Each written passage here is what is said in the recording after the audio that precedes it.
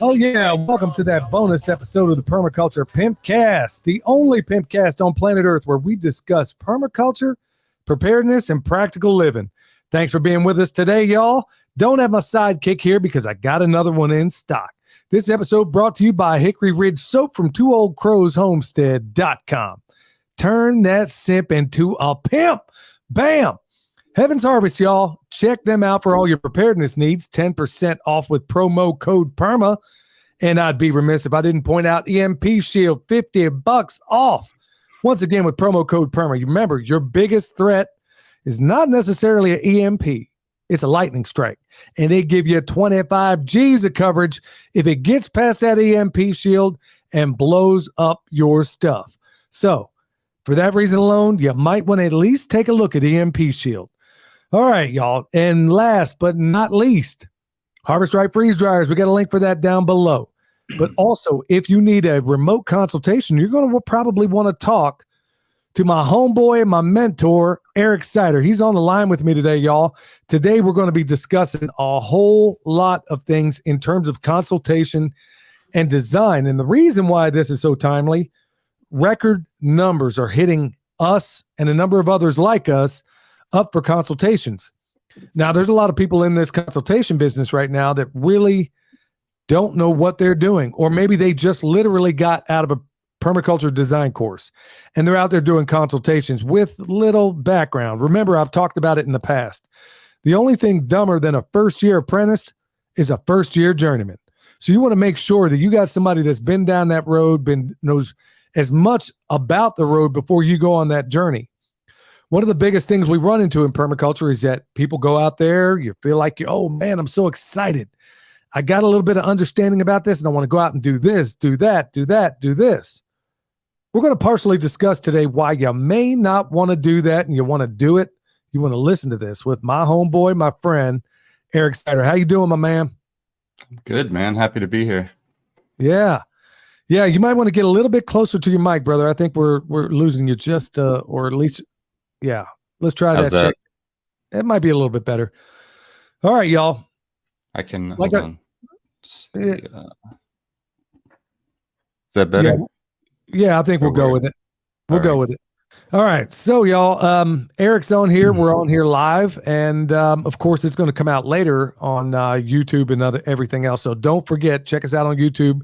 And look, folks, I'd be remiss if I didn't say go and leave a 5-star review. That helps us greatly on Apple, Spotify, anywhere you can do it. Definitely leave us a review. So, Eric, right off the bat, why don't you... There's a number of new people on here. They may not know who you are, even though we probably refer to you every single episode of the PIMPcast. Why don't you give everybody a little bit of rundown of who you are, what it is you do, and then we'll kind of lean on into what you've been up to lately. Sure. So real briefly, I've been working with Jeff Lawton since 2008, did my permaculture design course in 2007. He was one of the teachers and mentioned he had an internship at his farm in Australia. So for me, I was just a sponge. Like I didn't know really anything about gardening, food forests, any of that stuff. So I really wanted to get practical learning and put the principles to the test. So I went to Australia for 6 months and then was able to travel with him and his wife, Nadia, for aid trips and consultations around Australia and Vietnam and China, and just came back to the US and been working with them ever since, and been in Jordan for 3 months to manage the Greening the Desert site, which was probably one of the best permaculture learning experiences ever. And I'm actually going back in November to see it again because I can't even recognize the place from when I was there. So yeah, just based in Northern California in Sacramento. And despite my thinking that I want to get out in land and rural area, I keep finding myself in cities. So I feel there's probably a reason for that. And, I think suburbs have the most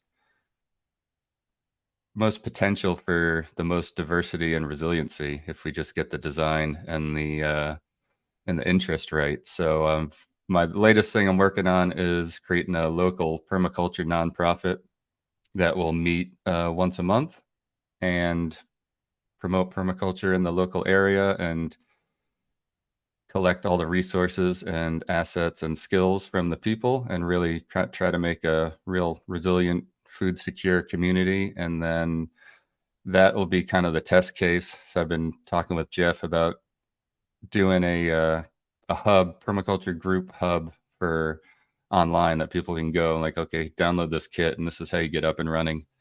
And so, yeah, just been taking up most of my time, and I've just been doing a lot of personal development and growth, which is why you haven't seen a lot of videos from me lately. So basically, Yeah, a I'm lot of that going personal. going slow to go faster, I guess, is one of the ways they explain that. I think well, Eric and I could definitely overlap because a lot of the programs you heard me talk about, he's in the middle of doing as well, or he's been through them already, suggested them to me, and vice versa. So, yeah, it goes back to trying to improve every single aspect of who we are. Now, I would have been wiser to probably take your approach, Eric, and just kind of slow down a little bit and then concentrate entirely on that. But it's also at the same time trying to manage a bullet train and at the same time keep my footing while this thing's moving. So I'm able to do it so far and do 75 hard and the power list and all the other things that go along with it.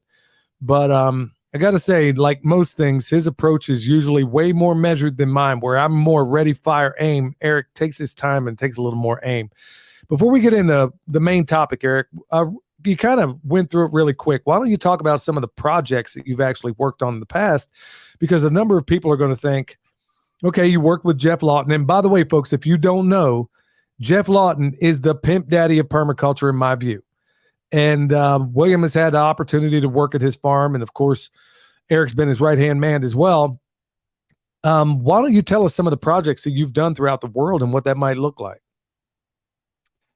Sure. Well, the first introduction was obviously Jeff's farm, which has gone through many evolutions, but he more or less set it up to be a demonstration, not, so an education and demonstration site, which is a completely different thing than a private family farm or, a farm business. So he set it up to allow students to make mistakes and to demonstrate all the things that are possible in that climate, which is not at all necessary for if you have a specific reason. So that's, I think, one of the most important things to remember if anybody who has visited his farm and wondered why, it wasn't as perfect or, running as super efficiently as possible is because he specifically allows people to make mistakes.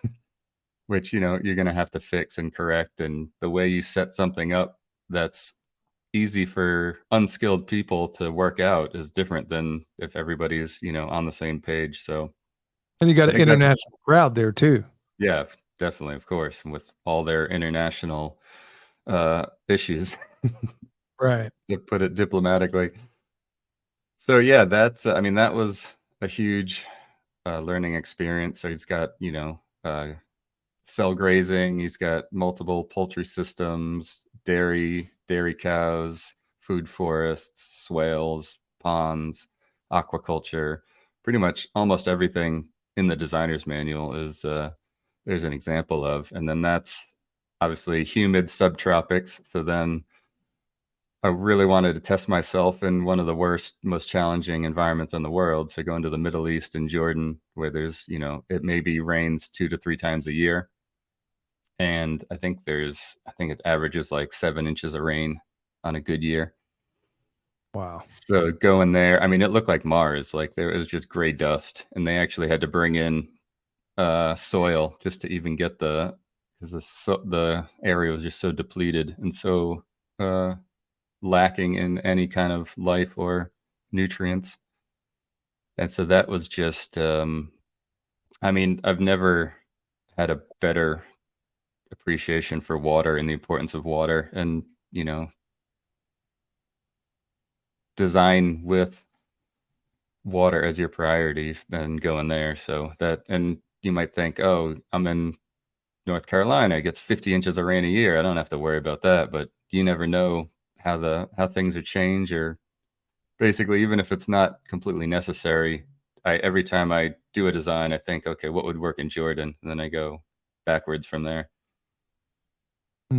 So as far as some of the other projects, I know you did one in Vanuatu, and you've seen other sites in Vietnam and some of the other places. I mean, clearly anything up from Jordan has got to be a little bit easier, I would think, in terms of, well, it makes perfect sense to me that if you start at a place where water cannot ever be taken advantage of, where you just can't assume, like you said, we got 50 inches of rain here. I guess every single drop that hits that ground, or the soil rather, has got to be accounted for. It's got to be harvested. It's got to be, something done with. How did that set you up for some of the later projects that you did? That experience anyway.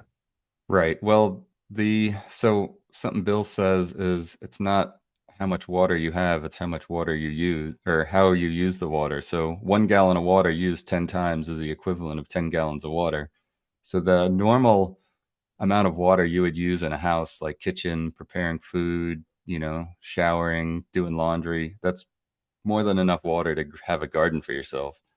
So the fact that if you're not using that water through some kind of gray water filtering and then into food growing, it's just such a waste. Like here in California, I wish every time I pour water down the sink, I'm like, this is such a waste. This should be going into the garden, but it's unfortunately, it can be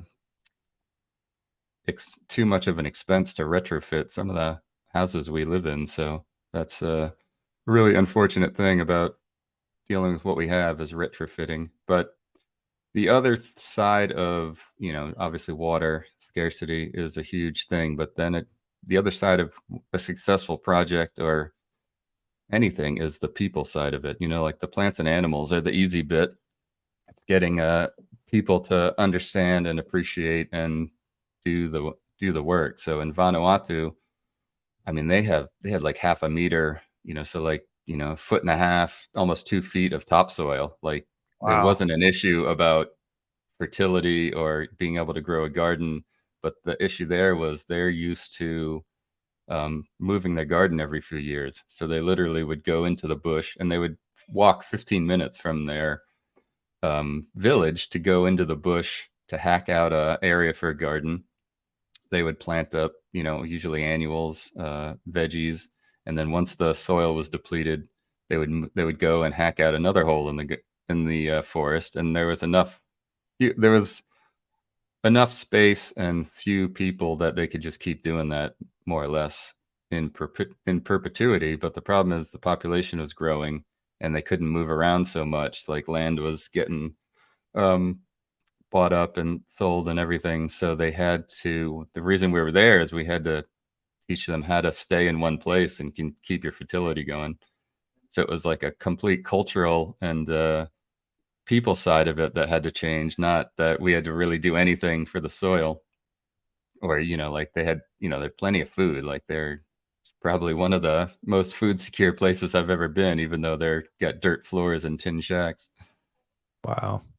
And well, then, so the environment wasn't a hindrance as much as it was trying to lasso a bunch of cats. Yeah. And they had no fencing. So that's why they walked 15 minutes into the bush, because otherwise, they had cows roaming around, goats, like nothing was fenced in. They had chickens. The first thing I did when I got there was just put a fence around the garden because they just had chickens roaming everywhere. Wow. And that was like, it took me 3 weeks just to put up a really low quality chicken wire fence, just because, that's just how hard the resources. We spent a whole day going into a forest, cutting down Lucina posts to make for fence posts. And then had to go a 3-hour drive into town to go get some rolls of really low quality fencing. Well, I remember seeing the pictures you sent me, and I thought what you were able to do with walk paths and everything else, I mean, was pretty doggone incredible when you had limited resources. So it's your experiences and, throughout all these different projects throughout the world has given you a wealth of knowledge that I'm hoping everybody in this listening audience can honestly benefit from today. I got to know though, Eric, as a side note, which crowd was easier? Now, I'm not trying to scare off any of the Americans, but I got to know, which was harder to deal with? a group of Americans trying to do a project or a group of people in Vanuatu trying to do a project? I mean, which was easier to corral? uh, Definitely the Americans would be the biggest challenge, and that was on a project in Northern California, very well funded, and just it's actually something I went over with Jeff recently about. We were looking for there's a guy who just has already started installing stuff but has no design, and he's looking for permaculture certified people to hire. And so I talked to him a bit, trying to figure out what he was really looking for. And then I talked to Jeff, and he was like, well, there's no way I'm going to send anybody there until there's a design in place. He's like, that's not people care. So like I started this project up north, and there was no design in place, and it took way too long before we finally got around to putting a design in place. And then it was just the priorities kept shifting, and it's like, oh yeah, permaculture is great, we definitely want to make sure we design out the property using permaculture principles, and then they just keep trying to pull and pluck things from different cultures and different ideas, different parts of the country. And then it was this whole like consensus model where people who didn't know what they were talking about had as much right to vote on the design of the land. And there's so many people issues that that'll stitch you up every time. So that's one lesson I learned for myself is I'm not going to get involved in any project that doesn't have a permaculture design, Or whether I like design it or someone else designs it. Because if you don't get the right. mainframe right, which is what we'll get into later, is everything else is just going to be a struggle. That's no different than most construction sites. I don't know. I can give you an example of a doctor I know where he puts up a steel building, and then all of a sudden, oh shoot, I need to call a plumber. I need plumbing out here. And then he calls his electrician, and it's 10 times harder to do these things on the back end. So it's ready, fire, aim. Or you got this same dichotomy where it's he and his wife and his kid arguing over what's supposed to go where in this house. You plug it in, but meanwhile, he didn't talk to her. So you're tearing it all back out. And so, as far as this consensus model and the way things are done in America, from my own experience, I'll be honest with you, Eric, if I had a choice, and folks, this isn't an indictment on the people that are listening right now, but in general, I would rather deal with a feral tribe of New Guinea headhunters than I would a whole gang of Americans who feel like they know the answer to the problem without actually having any education in it. So that's exactly what we're going to get back to today. So, hey, we know any New Guinea headhunters out there that are listening to this on shortwave or whatever the case, reach out. Eric will be on the first thing smoking because I ain't going. But Eric will hit the bricks and go check. He'll help you out. Hopefully keep his head in the process. All right, Eric. So we know we got an idea what you've been up to, and I'm sure we'll have to have you on from time to time. Hey, folks, I just want to make sure I point out, I got a number of mentors in this world. Some of them no longer are alive. Some of them are very much alive. And a lot of them I don't have a whole lot of continued access to or can get them on the show right now because everybody's busy. So when I get somebody like one of my heroes in the space like Eric, this is why we talk about him so much, folks. He has such a wealth of experience, easy to work with, wicked smart, and can help you out in so many different ways. But part of why he's here today is to show you where you might and might not be missing the boat when it comes to design and all these things. So Eric, let's first get into a consultation and why anybody would even want to get a consultation, because we briefly talked about it an episode or two ago where we were saying the worst thing in the world for you to ever do, and myself included, I don't know. I think I can dispassionately remove myself because I've done it before in different places I've been at, but you're always going to miss something. Why should a person, if let's say I'm Joe Blow over here and I just bought, I don't know, 5 acres or an acre, and I know just enough about permaculture to make myself dangerous. Why would it be the worst thing in the world for me to look at this property and try to design it myself? Well, simply, you're just not going to be objective about what you're trying to do. And you're also gonna, you're going to have probably too many emotions, and you're, you're also not going to have necessarily, if you never developed property before, you're not going to have the experience to know, the steps that make sense. And also, you probably aren't going to be clear about what you actually want to do with the land. Most of the time on the consultations I do, I'm just trying to figure out, okay, what do you exactly want to do on the land? And a lot of times you get, oh, well, I just want to grow all my own food and be self-sufficient. And it's like, okay, what does that actually mean for you? Because that's you really need to get more details about, okay, specifically a lot of what I want to know is how much time do you work a full-time job? Is it, are you retired? What kind of skills, what kind of experience do you have? Do you have any equipment? Do you have anyone that's going to help you? So, if you're, say, a older couple, retired, never really, had small gardens, and you just bought 60 acres and you want to like turn it into a paradise. I'm like, okay, we're going to operate a lot differently than if you're, in your 20s and have 10 people on the land with you. So that's a lot of what I'm doing is just kind of reining in expectations and, okay, what's really going to make sense, because it's really about people care. And, it all goes down to the permaculture ethics: earth care, people care, return a surplus. So if you don't know what you're doing, you could very easily be a detriment to the environment. And then you're going to be definitely not people care if you're not taking care of yourself and using a system that's you can actually implement and maintain. Because even if you install an amazing system, if you don't have the time to maintain it, it's just going to fall over. And then you're just going to be cursing permaculture and everything else. This is why one of the biggest reasons I was glad to get you on here, Eric, is because, and I've gotten a little bit of criticism out of it, but I can absolutely defend this statement that homesteaders can either be the best thing in the world that's ever happened to that landscape, or they can be the worst. And I'll be honest with you, overwhelmingly, I've seen the latter, where people, everybody uses the word sustainable. Well, like one of your t-shirts, and folks, 90% of the t-shirts I wear in these videos, Eric designed them. You can go find them at his YouTube channel, or there's a link there. In fact, he's wearing one right now. I don't have one of his on right now, but this is the one day probably this week I probably don't, because 90% of the time, in fact, Eric, the shirt you have on right now is the very one I wore at that conference on the last day I was telling you about before we went live.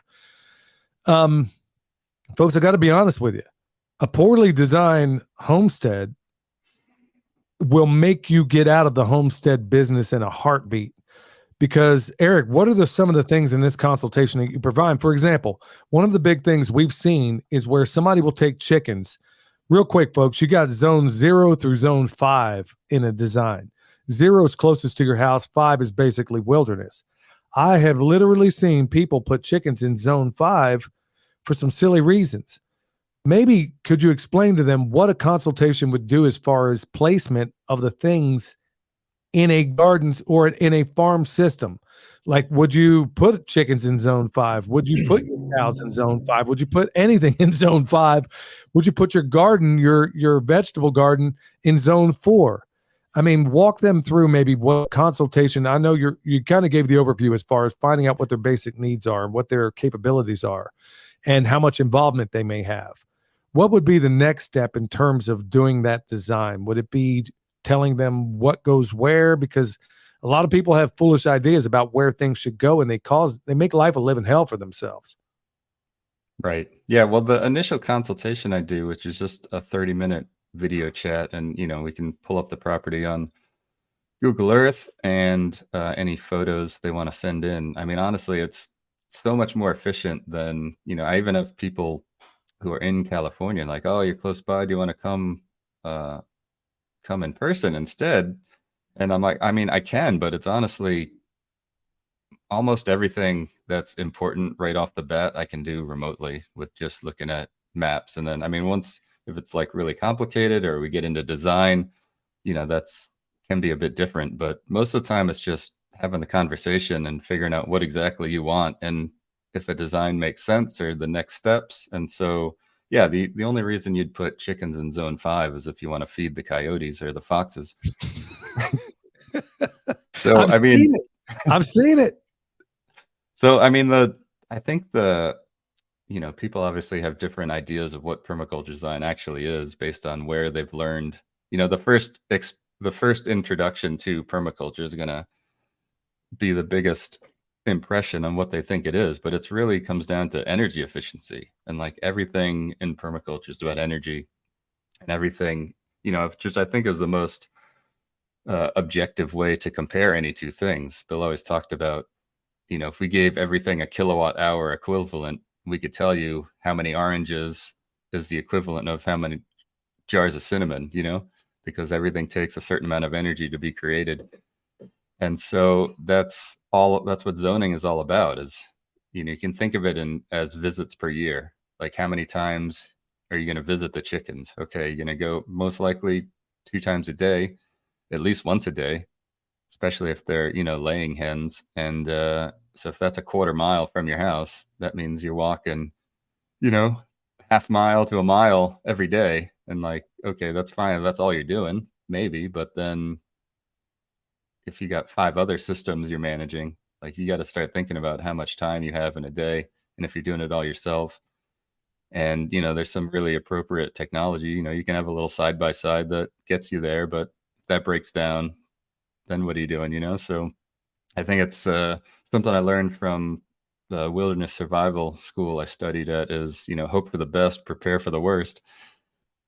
So nobody wants to live in negative mindset, but you always have to think about, okay, what if this fails? Can I do this without this system? So yeah, like I had a consultation. I mean, really nice lady. She bought like 200 acres, and they had, and a lot of things too is if there's something we call a permaculture divorce. One partner is super into Mm, permaculture and the other one's not. That can be a challenge because it's gonna more likely it's a lifestyle change, for a lot of people. So if everyone's not on board, that's going to be a challenge as well. So they had a house with probably like half an acre of like perfectly flat cleared land around their house, and then they had a barn down a steep hill with a not a good road, and then they had a shop like like a football field away. And they, just because like people get this idea of what farming is, what I need to have for a farm, or like, well, I have this barn, I have to use it. So she wanted to put all the gardens down by this old barn, and they was steep. They had like water issues, so they had like to set up these terraces. And I was looking at it, I'm like, why didn't you just put the garden right outside your door? And it's because the husband didn't want the garden around the house.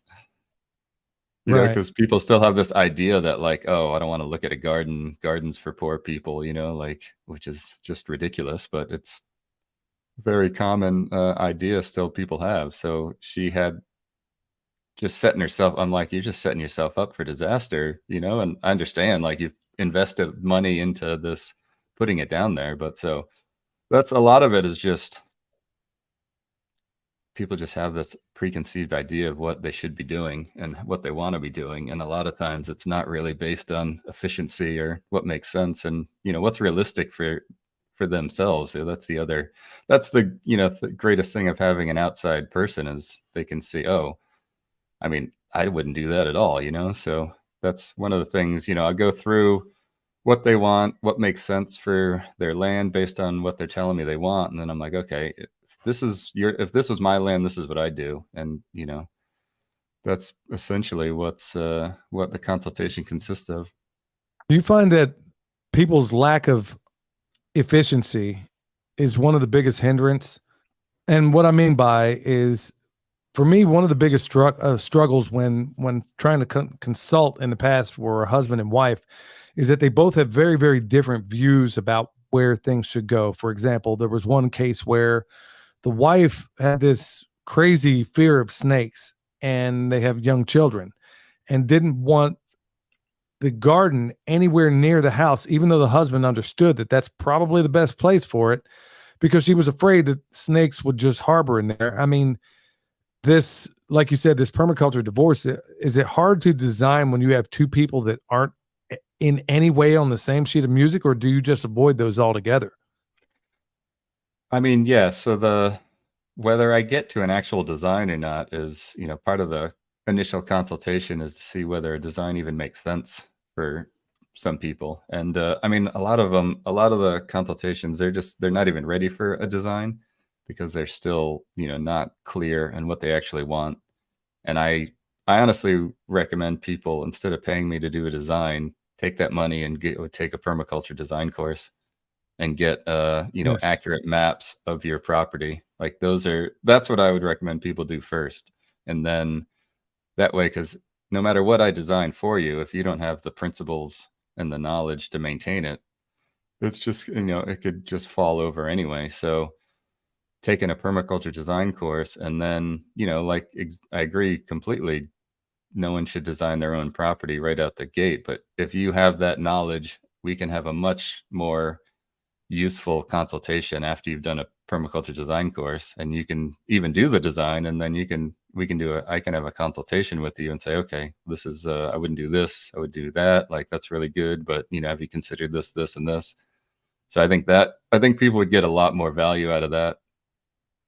Well, I'll tell you what, people are in fact, at this festival I just did this last weekend, one of the people was wearing your shirts. You had actually done a design for them, and I ran into him at this prepper convention, and they were very pleased. In fact, they seemed to be in the middle of working out what it was you guided them to do, and by and large, everybody seems unbelievably pleased with what you're able to provide, even electronically. And that's the part that I think is flooring a number of people, how much you're able to ascertain from maps and technology. So we would start with a consultation, and then what would be the before we get into actual design and what that consists of, what are some of the markers you're looking for before you say let's go on a design? Are there any key things that have to be covered or agreed upon before you move from the consultation part into the design portion? Yeah, I think if they're one, kind of comes down to budget. Like if you're really kind of bootstrapping your way to your property, then maybe the expense of a design, and most importantly, like I can't do a design remotely without very accurate topographic maps at minimum. So I work with Jeff's mapping expert, who can literally pull LiDAR data that exists. So, the topographic style, you shoot the laser from the plane or drone, and it can actually pierce through the canopy of trees to get. So if your whole property is forested, like it's going to be very difficult to survey that without using LiDAR technology.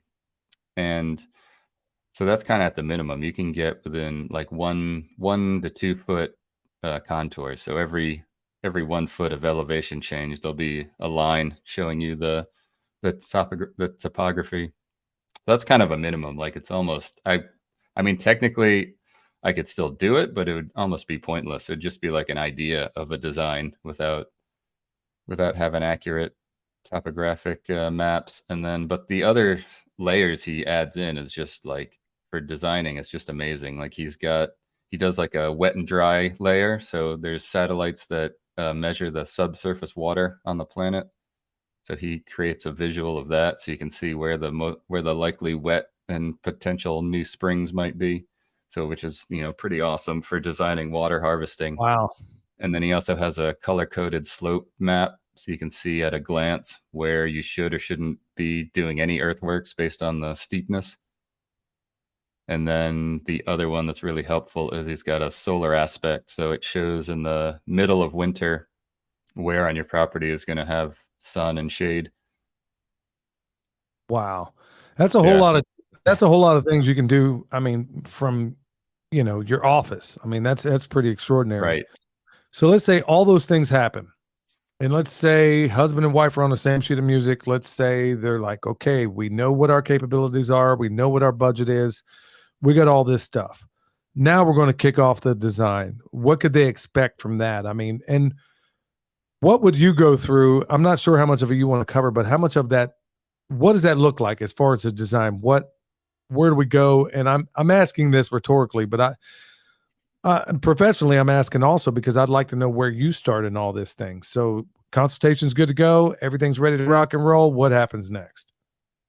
Right. So so if I have the maps and I have the brief, what they want, and then I just start looking at the maps, and again, really all the design is it's going to be the mainframe, because it's like think of it like the skeleton of the property. So I don't get into like, you know, how many rosemary plants am I going to plant around the house? Like, there's apps and there's plenty of things that you can show you that.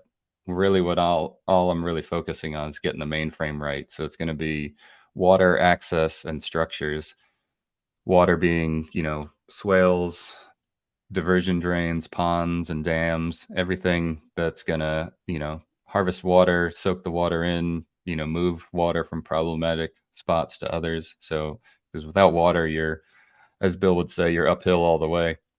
And then based on finding the ideal locations to harvest water and set up water systems, then you're going to look, okay, then what are the ideal areas to follow for paths and roads?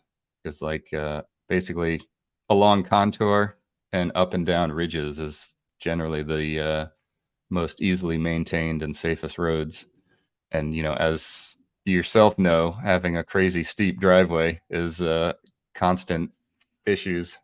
That's not on yeah, exactly. That isn't actually on a ridge. And yeah, so it's a never ending thing you got to deal with. But right. So that's a living example of how something poorly designed, if you do it yourself and just go in there and just hack it out of the wilderness, not even considering all these things, it's going to cost you more in the end. Now, I didn't decide or put in the road, but if I had the benefit of being able to do it, believe me, that thing would have been on a ridge and it would be shedding water in a very different way, as you said. So right, because roads and paths should be looked at as water harvesting surfaces, because they're sure. nearly 100% runoff. So once you have the water system in, or the ideal locations, and then you find the access, they work together. And then the access naturally leads into, okay, where am I going to build my house? Where am I going to put structures up? And that's probably the hardest thing for people, even though they understand it, the principles. Getting someone to not want to put their house on the top of the property is probably the biggest challenge. Yes. Because Yes. everybody's like, oh, I want the view. I'm like, okay, but you're going to have no chance to gravity feed water to yourself. Absolutely. Why? I mean, and even explain, has that been a real troublesome thing to try to explain to folks, is that you don't necessarily, and I can think of a whole host of reasons why in a high windy area or area likely to get a whole lot of wind, why you wouldn't want your structure there to begin with, but you're limiting all of your potential energy from your water systems and everything else. I mean, it's going to be fertile the lower you go, but everybody seems committed to put their house on the highest point of the property. Yeah. Why don't you go into that for a second, Eric, and explain why that's kind of a fool's errand? Right. I mean, I understand it. Of course, I love a good view, and having morning coffee overlooking a amazing valley or what have you is something really nice. So my compromise is, okay, why don't you put up like a little cabin there, and then you can go enjoy your view when you want. But your main house being on the top of the property is just everything's going to be a challenge. Building the road most likely is going to be more expensive. Getting the material up there, obviously the longer, driveway roads and driveways are pretty much priced in linear feet, so it's going to be constantly more material. And I mean, that's a common thing too, is people don't want their house right next to the road, which makes perfect sense from a lot of reasons, but you just know that you're going to be adding in a lot of expense to get that road where you want to go. And then if you're on the top of the property, most likely it's not going to be flat, so it's going to be hard to have a garden area. And then all the systems that you need to access are going to be more likely further away from you. It's a very rare property that has a large flat area on the top of the hill. Yeah. Hence the reason it's a hill. Yeah. Because there's not a whole lot of flat real estate up there at the top of that hill. So you get through all that. What are some of the other considerations that you go through as far as where, or maybe it'd be something you want to impart to the audience out there as far as where you would position certain systems?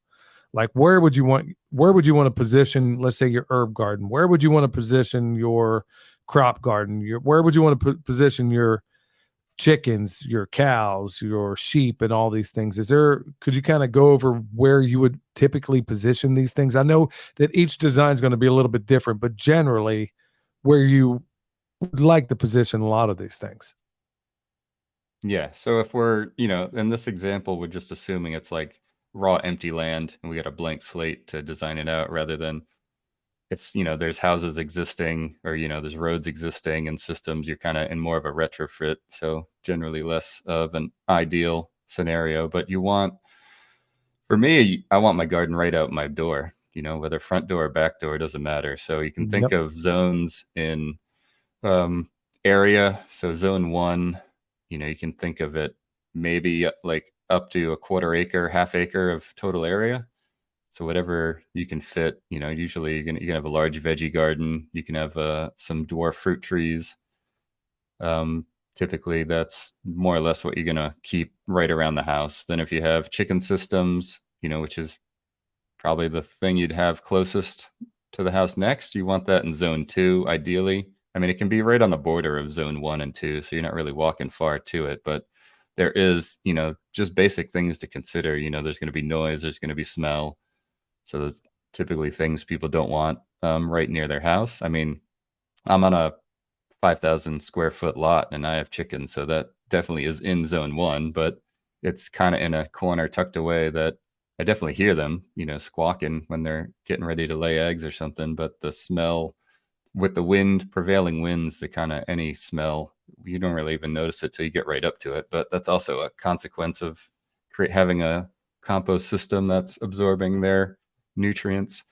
So then, so zone 2, you could have a larger kind of orchard food forest typically in zone 2. I mean, you can have pathways through. So if you're doing dairy goats or dairy cows, you could have them like an access to come into zone 2 where you might do the milking, but they're typically going to live out in zone 3. So zone 2, I'd have to look it up to get exactly, but you're looking at, half acre to maybe an acre or two would be total area of zone 2. And then zone 3 is like, 2 to 5 acres. Zone 4, where you're going to do more like larger pasture, maybe meat, like if you're doing animals for meat rather than dairy, because you don't really have to check on them multiple times a day.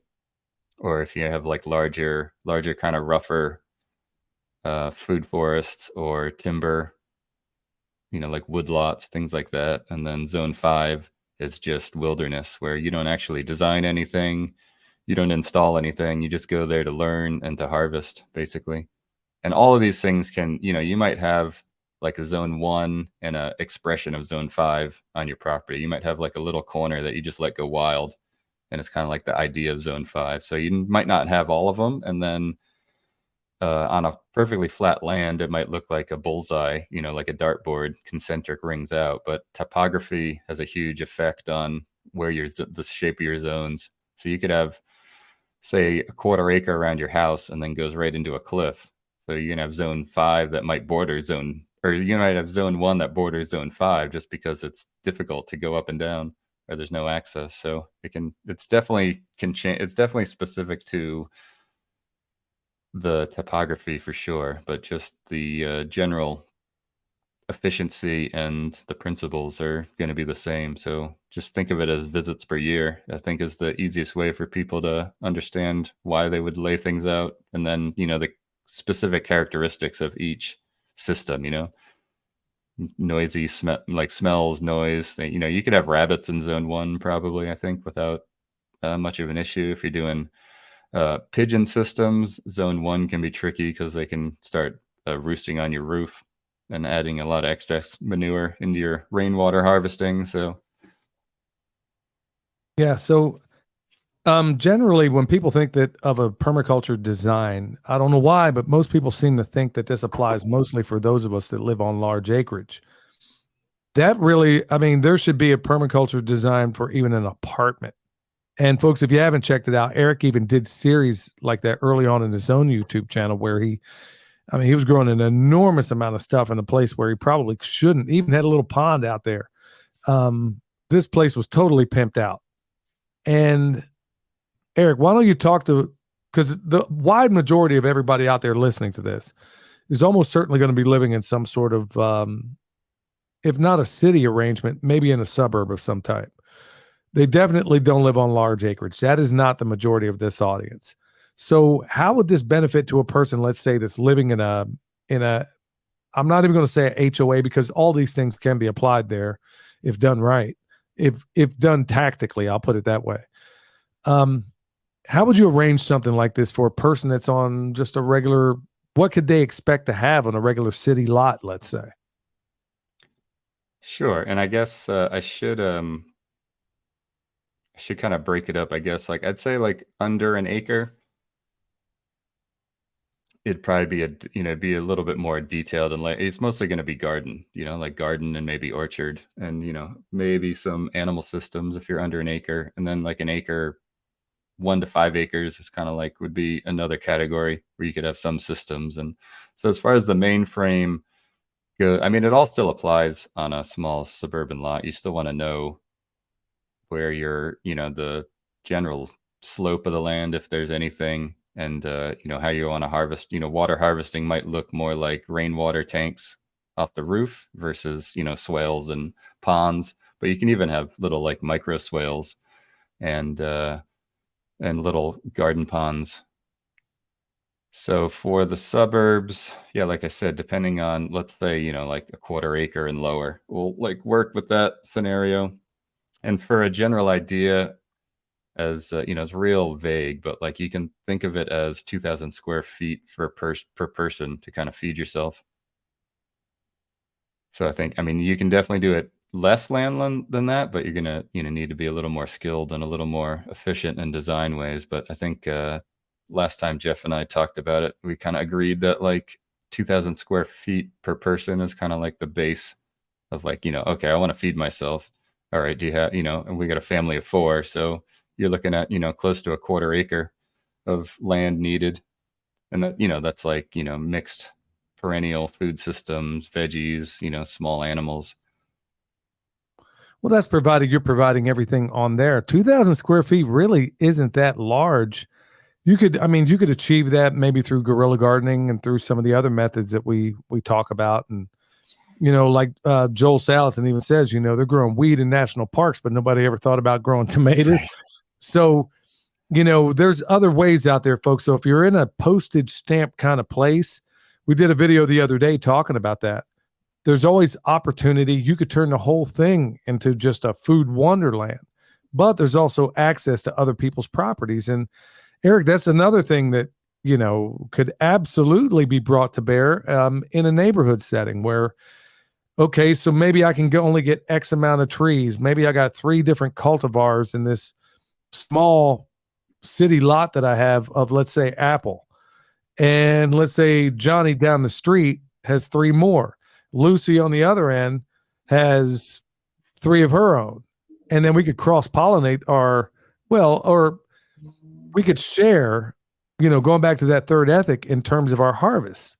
Or maybe Lucy's didn't come in, but mine did. Or her strawberries did great and mine didn't. So there can be some serious collaboration even within certain communities where you have your own little fiefdom, as it were, where you could all, to some extent, work together. So maybe I don't have all 2,000 feet myself, or maybe I'm limited from lighting concerns or any number of things, or lack of energy coming into the property, or anything that could be going on there. You could work this out in a community, which I think is part of what you're doing out there right now, isn't it? Yeah, I mean, it all, particularly in the smaller lands, it's all going to come down to community for sure. And like similar to the water quote from Bill, it's not how much water you have, it's how you use it. Same with land. It's not how much land you have, it's how much land you have access to. And I would say I would look at guerrilla gardening as like an extra, like a bonus thing. I would not rely on that for my main, gardening, because there's so many things you can't control. Like I just had the area I regularly go forage to get weeds for the chickens, they had goats set up for like 2 weeks because they were Wow. using goats to clear the land. And so I just had no access to that area, and good luck having anything survive after like hundreds of goats go through. Yeah. Yeah. Like, I No, mean, you're they absolutely ate correct. everything. I mean, this like ate it down to the bone. So having, there's easiest, agreement you could have. I mean, it's a reason to get to know your neighbors for sure, but even if it's like, within a bike ride. So I think like that's in the suburbs, that's going to be your main kind of vehicle is you can base it around a bicycle, and you can have an electric bike, which gets around real easy, a cargo bike. I mean, there's so much you can do. You don't need it. Like, you don't need a truck. You don't need a car. Like, all you need is a bicycle and a good trailer, and you can pretty much do everything to keep yourself fed and sustainable. So you could have, if you work with your neighbors, just say, hey, let me garden, and I'll split the produce with you. Or, and it comes down to if you need to install systems. I mean, that's kind of the biggest issue, particularly if you're in a rental situation or temporary, is there is a bit of infrastructure or setting, cost to set things up, but it's like a kind of like a one-time thing. So that way, yeah, and then there's different, you could sell stuff. There's all different ways, and definitely lots of people do, farming in the suburbs where they're, renting out different people's lands and selling the produce. But yeah, I mean, definitely the first step is just feed yourself, feed your family, feed your neighbors, and then worry about if you have enough surplus to actually, make money from. You really don't need much, but it certainly doesn't hurt to have a little bit of a background. Like Eric said, I would highly encourage everybody out there to go get a permaculture design certificate, because then you're going to not make the colossal mistakes that so many of us early on, before having had it. I can't even tell you how many people I know. One of them had more degrees than a thermometer, but didn't have a whole lot of common sense. He put in a bunch of fruit trees, and then afterwards was wondering, oh shoot, we should put some swales out here. I'm like, um, yeah, there's ways to mitigate this, but they're not. If it was just designed in the beginning, had he brought in somebody from the very beginning instead of relying on his own judgment, which, like you were saying, I mean, if you can't look at this land dispassionately, you are already screwing up, because it's the same reason why doctors are not supposed to treat their own family members. Um, you got to be able to look at this thing objectively, and also you got to be able to will it. You got to be willing to listen to the people out there that are trying to guide you. Now, Eric, as far as all that's concerned, one of the big reasons I stopped doing consultations is um, a lot of people, I don't know how to say this in a genteel kind of way, but by and large, most people seem unwilling to. You just spent a lot of money to get this done, and you seem unwilling to do anything that is listed in the order of operations. How do you deal with that? Is that a big problem with you, or is it just a frustration of mine? I mean, I think a lot of that you can work out through the initial consultation. That's why I do the initial consultation before I even get into design, because I don't want to waste my time. I don't want to waste their time or their money if they're not serious about actually installing and using the advice I'm going to give them. Then there's no point in me doing a design for them. So and a lot of it comes from just, a lot of the consultation and design is dealing with people and like different types of people. So if you're not comfortable talking with people, that might not be the best thing for you to get into. My history as working in restaurants and bartending gave me the skills to talk with almost anybody, which is actually pretty valuable, particularly. And it's a lot of it is emotional too. So like, and so, in a very vague way, you're almost as like a counselor or like a therapist. And when you're some of these conversations, because a lot of people, particularly when one person is like super passionate, like this is when people learn about permaculture at first and it clicks with them, they just don't understand why everybody is not into permaculture. Absolutely. like I just it's funny. I just was at I went down to LA. My friend is moving to North Carolina, and he had a party, and there was um, the husband of one of his friends was all about permaculture, and someone had mentioned that I happened to be wearing a permaculture shirt, and he was like, "Oh my god, he's so excited!" So I went over there, and he knew he was talking about you. He's like, "Oh yeah, I listened to." Who is it? I don't know, the permaculture pimp. I'm like, that's my friend. And he was like, his eyes about popped out of his head. And then he was like, yeah, and I think there's this other guy. It's funny too how many people listen to you and don't really know Jeff Lawton. I think it's for me, it's like I'm like, how would you not, if you're really into permaculture, how would you not learn I about Jeff? But it's everybody's on their own journey, I guess. And then so his wife, I mean, she had a few drinks, so she was a bit agrarious, but she was just giving him like such a hard time about how much he was into permaculture. And I think it was mostly just general ribbing, but like you can see it, like you have this super passion about something and you have no one to talk to. So I remember that was one of your best things about going to the permaculture course, is just being able to talk to people who share your passion. Yeah, it's funny. I'll just take this little side road because to me it's hilarious. It's actually happened twice. Um, we were in South Carolina, William and I, and we were linking up with Joel Salatin before a festival. The Farm Where You Live festival is one of the first ones, and so they took us to some highfalutin restaurant, and it was crazy, man. I mean, the food was fantastic, farm to table kind of stuff, or what you and I would call just food, Right. So, but it was really, really cool to be in a place where they actually had total respect for the entire animal that they processed and all the other parts of it. So a really, really upscale kind of place. So we're in there with the people that were organizing, and they've become friends of ours. They're fantastic people. Joel Salatin, me and William, and then a few others. Well, when we're all said and done with the meal, this is crazy because this also happened in an obscure part of Ohio just not long ago either. We're leaving the restaurant. We basically shut this place down, and we're listening to Joel tell these fantastic stories, and you're just kind of drinking it all in. And here I am with one of my idols. So we get up from the table, we're walking out, and there's these people just kind of sitting back, and they're off to the side a little bit. And they come up and they say, "Hey, we'd like to get a picture." I was like, "Sure, I'll get out of the way." I mean, I'm thinking, of course, they're talking about Joel. And I say, "Yeah, I'll get out of the way." And so they're looking at me all weird. And so is William. And they're like, "No, we want a picture with you." I'm like, "Oh, don't you want one with Joel?" And I'm pointing at him. And then Joel's standing right there, and they say, "Never heard of him."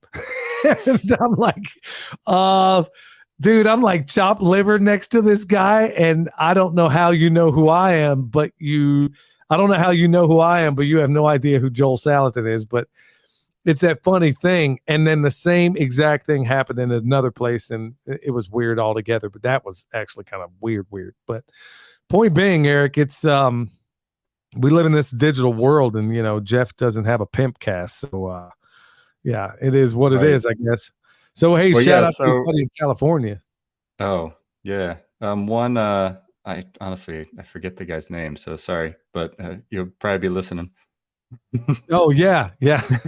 Well, hey Eric, before we get it to a close, I want you to tell everybody how they can get a hold of you, and because hey folks, just as a little side note, there are people writing me emails. Eric, I can't believe I haven't told you this before now, but apparently a number of the people that they've listened to the PIMPcast where we've suggested people go check out Eric, to a person, all of them are absolutely floored with what you provide and the direction in which you provide them, and nothing can do that more than, like Joel says, you can't Google experience, and you have that, and you have it in multiple places all throughout this planet. And so you bring that all to bear every time you do a consultation. So for all those out there, and there's a number of them in record numbers that are finding this space and wondering where to start, would you want to tell them how to get a hold of you and, the best way to do that? Yeah, I think so. My YouTube channel is probably the best if you want to get a little more info on what I'm doing currently, and it's got all the links to, Instagram and my website. And then just through my website is where you can get a bit more info about the consultation process. And then there's a calendar, so you can just book. You can go ahead and book a half-hour consultation if you like, right there.